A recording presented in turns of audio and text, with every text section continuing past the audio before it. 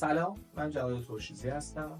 خوشحالم که با دومین قسمت از برنامه تلویزیونی اینترنتی پل در خدمتتونم. امروز میخوایم درباره تنهایی با هم صحبت کنیم. عنوان این قسمت هست تنهایی، از تخت‌های یک نفره تا اگزیستانسیالیسم. همراه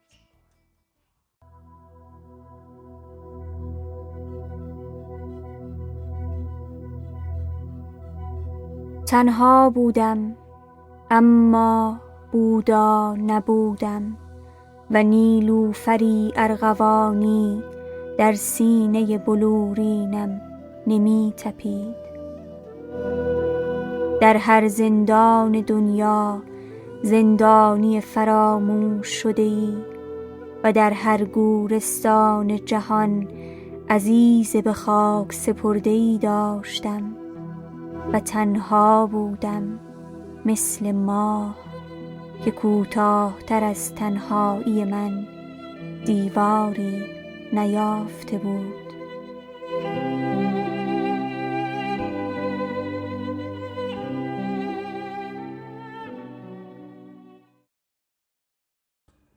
یه نوع تنهایی جالبی رو ما داریم تجربه میکنیم این روزها. برای منی که توی تهران زندگی میکنم و تو خیلی از شهرهای دیگه ما این رو میبینیم.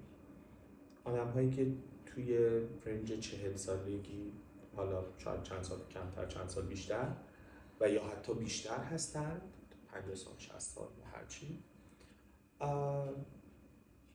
به دلایل مختلف توی رابطه عاطفی نیستند، یا اگر توی رابطه عاطفی هستند هر دو تنها دارن زندگی میکنن، یعنی دو تا آدم مجزا و مجرد از هم هستن و این باعث شده که ما خونه های کوچولوی زیادی رو ببینیم که یک نفر آدم تنها توش زندگی میکنه، یک خانم یا یک آقا.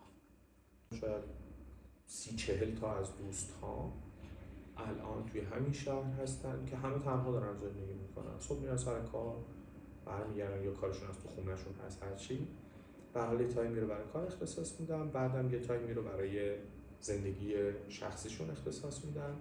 احتمالاً آخر هفته ها هم یه مقدار فعالیت فوق برنامه داشته باشن. خب اینجور آدم ها انتخاب این سبک زندگی باعث شده خب بیشتر به هنر، بیشتر به ادبیات، بیشتر به خودشون، بیشتر به علایقشون برسن. مثلا یکی از دوستان من هست که من میدونم سالها دغدغه‌های محیط زیستی داشت، علاقه داشت بره توی طبیعت زندگی خودش رو داشته باشه، یه هفته بره کمپ کنه، توی فلان پناهگاه بمونه، یه سری چیزها رو تجربه کنه. خب تا زمانی که با خانواده زندگی میکرد یه مقدار سخت بود پیگیری این علاقه براش، اما الان تونسته و رفت دوراهاش هم دید و خب خیلی خوشحالم هست. این سبک تجرد، این سبک زندگی انفرادی، این سبک زندگی شخصی و تنهایی انگار داره میشه سبک زندگی ما ایرانی ها، اون هم در شهرهای بزرگ. و هرچی این شهر بزرگتره تعداد آدم هایی که اینطوری زندگی میکنن و این سبک زندگی رو انتخاب میکنن بیشتر و بیشتر داره میشه. و یکی از راه‌هایی که آدم ها برای پر کردن تنهاییشون بهش پناه میبرن و من دیدم که خیلی خیلی زیاد استقبال میکنن ازش، نگهداری از پت، یه حیوان خونگی، گربه، سگ، مرغ عشق، عروس هلندی، حالا پرنده و هرچی. خب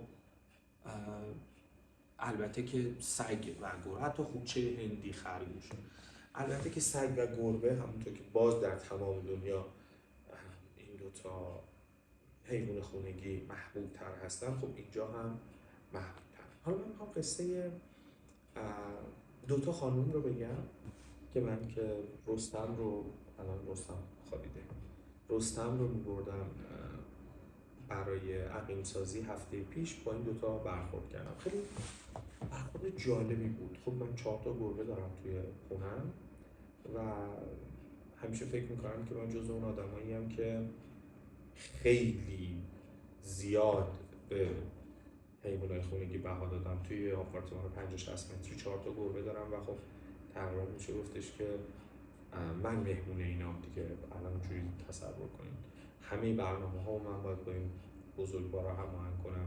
سفر میخوام برم، مهمونی دارم، بعضی وقتا مهمونای من مهمونام و دوستان میان با گربه مشکل دارن. خب نهایتا نتیجه اینه که اونا نیان اینطور، چون که من 4 تا گربه رو بگم خب حالا مثلا پول بگیریم بریم سینما و اتفاقی از این دست. خب ما اونجا نشسته بودیم، مثل همه فضاهای انتظار، اتاقهای انتظار، اتاقهایی هم که آدم ها قصه هاشون رو برهم میگن. خیلی وقتا باب گفتگو باز میشه بدون هیچ ترتیب و آدابی. مثل خیلی وقتا شروع کردیم صحبت کردن و من اسم گربه‌ش رو پرسیدم، اسم گربه منو پرسید. خیلی متعجب بود از اینکه چرا باید اسم گربه رستم باشه. بعد همونجا رستم یه نعره‌ای کشید، اصلا میو نبود، نعره بود واقعا. و تازه این خانومه گفت من الان فهمیدم چرا اسم این گربه رستمه.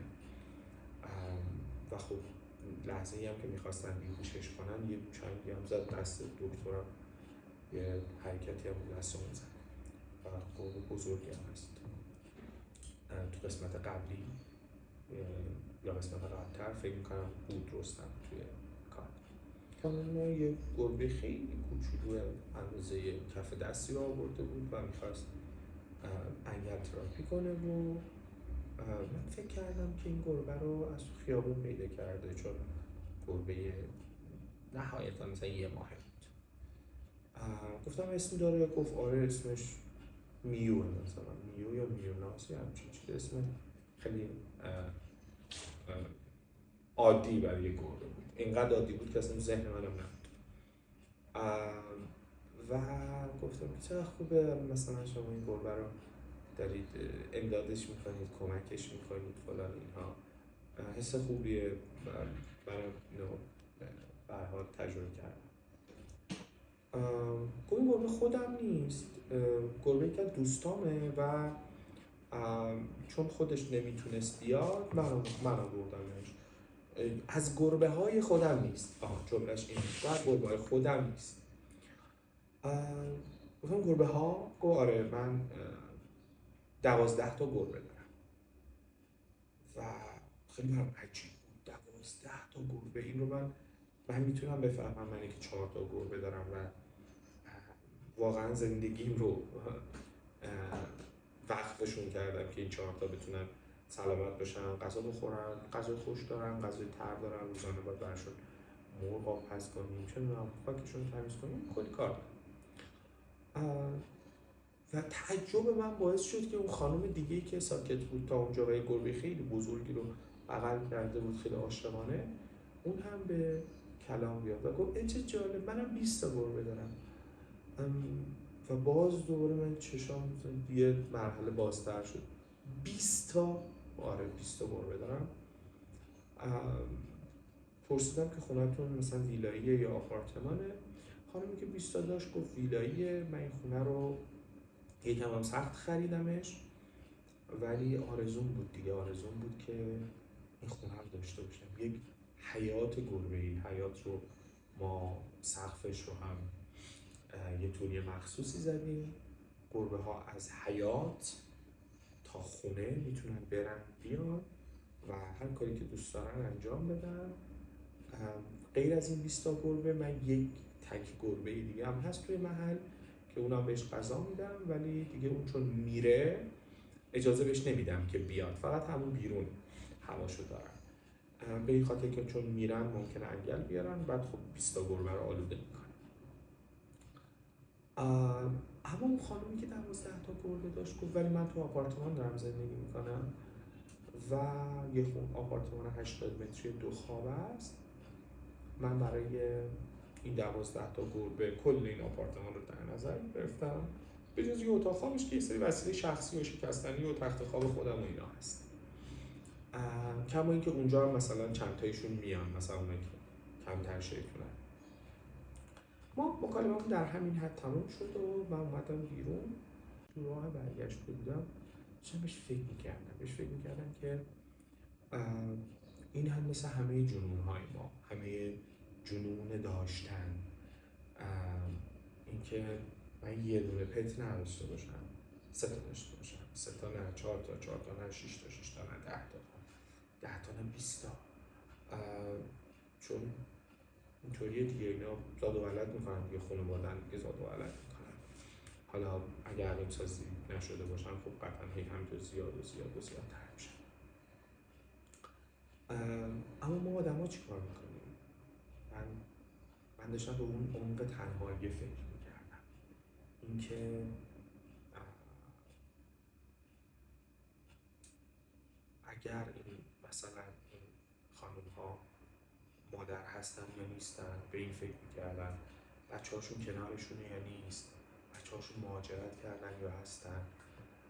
به خودم فکر میکنم، به هم نسل‌های خودم، به هم سن‌های خودم فکر میکنم، به اینکه ماها تو 60 سالگی چی میشیم. ماها تو همین الان ما هممون داریم توی خونه تنها زندگی میکنیم، حالا با یه پتیم یا تنهاییم، یا حالا خیلی کم هم حتی میتونیم با هم خونه حتی کنار بیایم. من یادم یه دوستی توی فکر میکنم توییتر خوندم، ایشون خارج از کشور زندگی میکرد و دانشجو بود اونجا. میگفتش که من یه رشته توییت طولانی بود، میگفتش که من دنبال یه جایی بودم، یه محلی بودم برای اسکان و یه خانم اونجا هم نسبتا مسنی خونه‌شون گذاشته بود دنبال هم خونه، مثلا برای دانشجوها این امکان رو میذاشت، فراهم کرده بود که بتونن باهاش هم خونه بشن. زمانی که این دوست ما که ایشون البته دوست ما که حالا فرندای مجازی هست، همین دوستای مجازی، این آقا رفته بود اونجا و پیگیر شده بود، بعد دیده بود که خونه این خانم یه خونه یک خوابه و همون یک خواب هم پر وسیله و ایناست. بعضی وقتا خود این خانم هم مثلا روی کاناپه میخوابه و فکر میکنم یه سگم داشته. گفت بود خب تو اصلا فضایی نداری برای همخونه و چه اصراری داری به این که همخونه داشته باشی؟ پاسخ اون خانم این بود که من دوست دارم این چالش رو تجربه کنم که آیا میتونم با یه آدمی در کنار خودم زندگی کنم، آیا زندگی برای من اونقدر سخت نمیشه، اونقدر پیچیده نمیشه. حالا دوست ما که اونجا نمونده بود و رفته بود جای بهتر پیدا کرده بود، ولی یه چنین زنگ خطرهایی برای من به صدا در میاد، اینکه ممکنه ما در آینده نزدیک دیگه حتی زیر یک سقف زندگی کردن رو فراموش کنیم.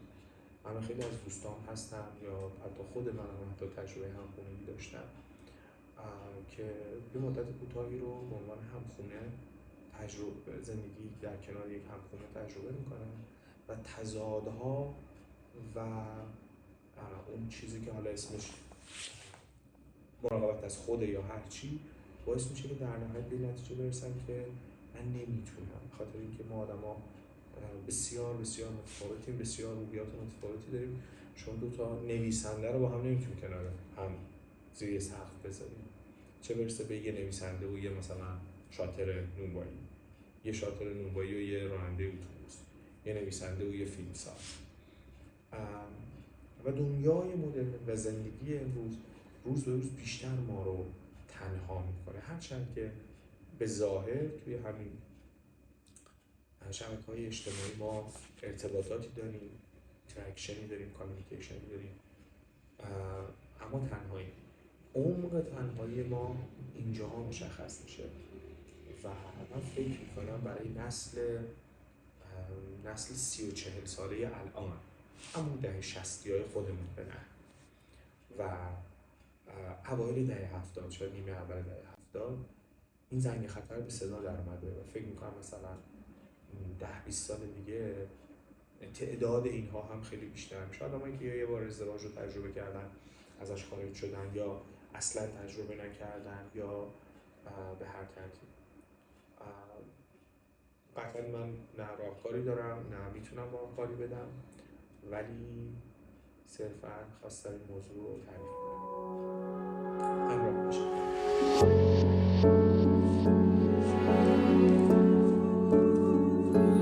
من به دستان تو پل بستم، به زیباتر شدم.